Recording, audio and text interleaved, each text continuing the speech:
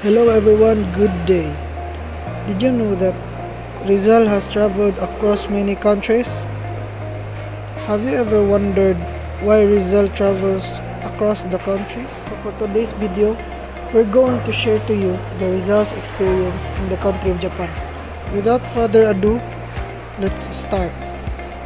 Romantic Interlude in Japan, 1888. One of the happiest interludes in the life of Rizal was his sojourn in the land of the cherry blossoms for 1 month and a half. Rizal was enchanted by the natural beauty of Japan, the charming manners of the Japanese people, and the picturesque shrines. Moreover, he fell in love with a Japanese girl whose loveliness infused joy and romance in his sorrowing heart. Her real name was Siku Osoi. Rizal affectionately called her Osei-san.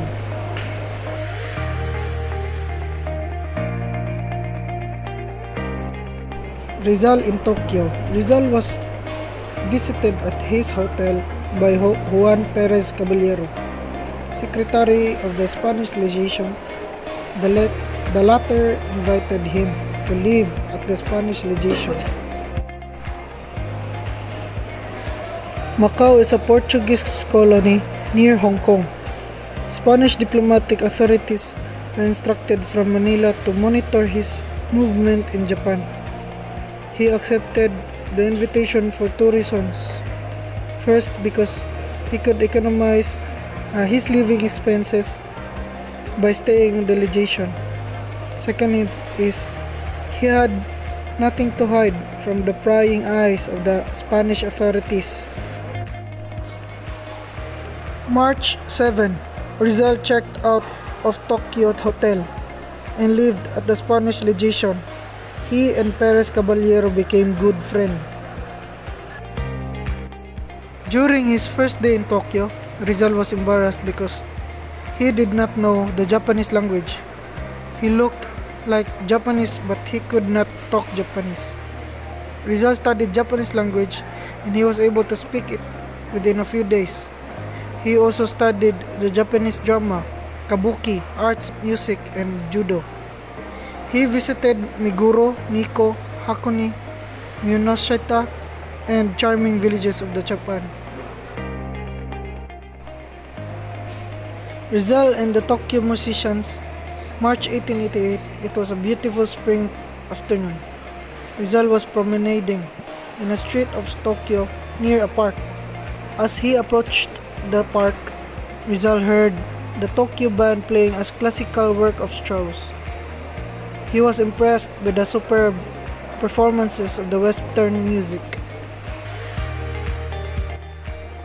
Rizal admired and wondered how Japanese people have assimilated the modern European music to the extent of playing the beautiful musical masterpieces of the great European composers.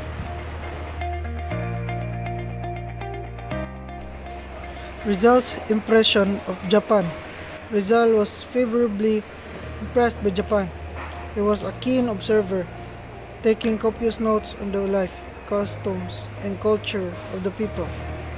He was no silly, light-headed tourist who merely enjoyed sights that appealed only to the senses. Things which favorably impressed Rizal in Japan were, first was the beauty of the country, its flowers, mountains, streams, and scenic panoramas. Second is the cleanliness, politeness, and industry of the Japanese people. Third is the picturesque dress and simple charm of the Japanese woman. Fourth, there were very few thieves in Japan, so that the houses remained open day and night. And in the hotel room, one could safely leave money on the table. And the fifth, where the beggars were rarely seen in the city streets, unlike in the Manila and other cities. One thing which he did not like in Japan, and that was the popular mode of transportation by means of rickshaws. He felt disgusted at the way a human being was employed like a horse.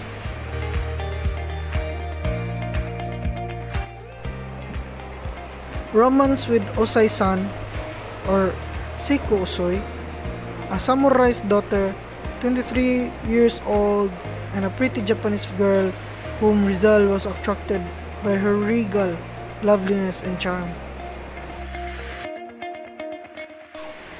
Rizal and Osai-san, as Rizal called her, met almost daily.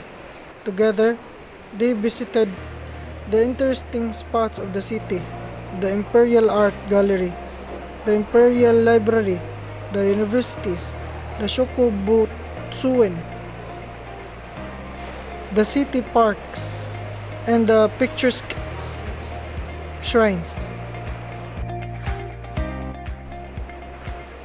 Rizal saw in lovely Osai-san the qualities of his ideal womanhood: beauty, charm, modesty, and intelligence. No wonder he fell deeply in love with her.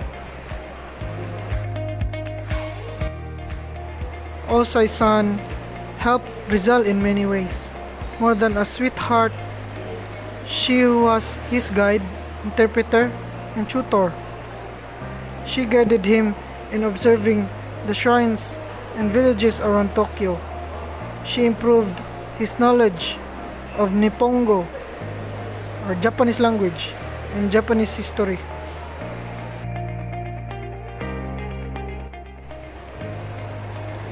Rizal saw in lovely Osai-san the qualities of his ideal womanhood: beauty, charm, modesty, and intelligence. No wonder he fell deeply in love with her. Osai-san helped Rizal in many ways. More than a sweetheart, she was his guide.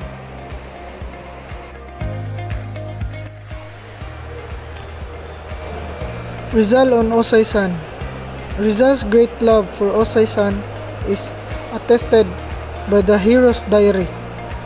With his tenderly tragic entry in his own diary, Rizal bade farewell to lovely Osai-san.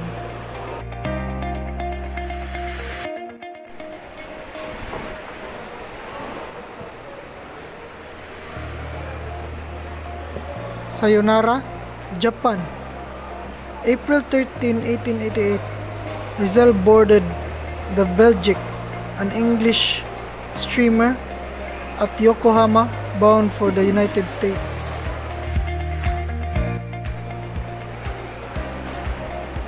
He left Japan with a heavy heart, for he knew that he would never again see this beautiful land of the cherry blossoms, the beloved Osai-san. Truly, his sojourn in Japan for 45 days was one of his happiest interludes in his life.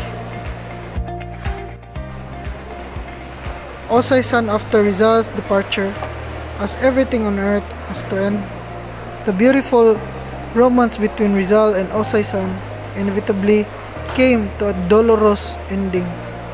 Sacrificing his personal happiness, Rizal had to carry on his libertarian mission in Europe. Accordingly, he resumed his voyage, leaving behind the lovely Osai-san, whom he passionately loved.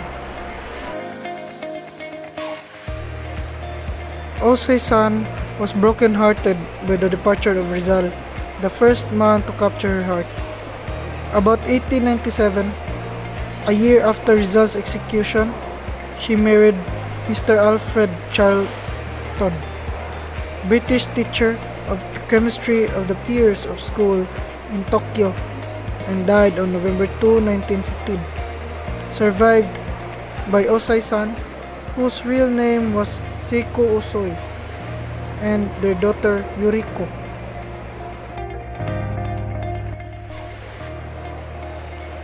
Voyage across the Pacific. Despite his sorrowing heart, Rizal enjoyed the pleasant trans-Pacific voyage to the United States. On board the ship, he met a semi-Filipino family, Mr. Rinaldo Turner, his wife Emma Jackson, daughter of the Englishman, their maid and servant from Pangasinan.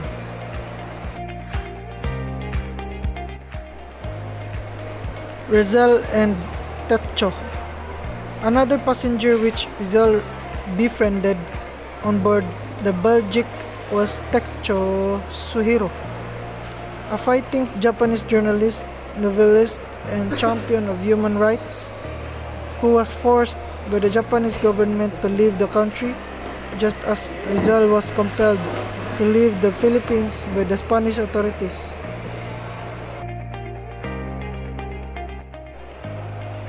Learning of his predicament, Rizal, who knew many foreign languages, including Japanese, befriended him and acted as his interpreter during their long trip from Yokohama to San Francisco across the US to New York. Until they reached London, they were parted. Rizal and Techo were kindred spirits. Both were valiant patriots, implacable foes of injustice and tyranny. Both were men of peace, using their trenchant pens as formidable weapons to fight for their people's welfare and happiness. In 1890, Techo was elected as a member of the lower house of the First Imperial Diet, where he carried on his fight for human rights. The following year, 1891, he published a political novel titled Nankay no Daiharan, Storm over the South Sea, which resembles Rizal's No Limitingare in plot. 3 years later, he published another novel entitled Una Bara, the Big Ocean, which was similar to El Filibusterismo. Techo died of his heart attack in Tokyo in February 1896, 10 months before Rizal's execution. He was then 49 years old. And that's the story of the romantic interlude in Japan during 1888.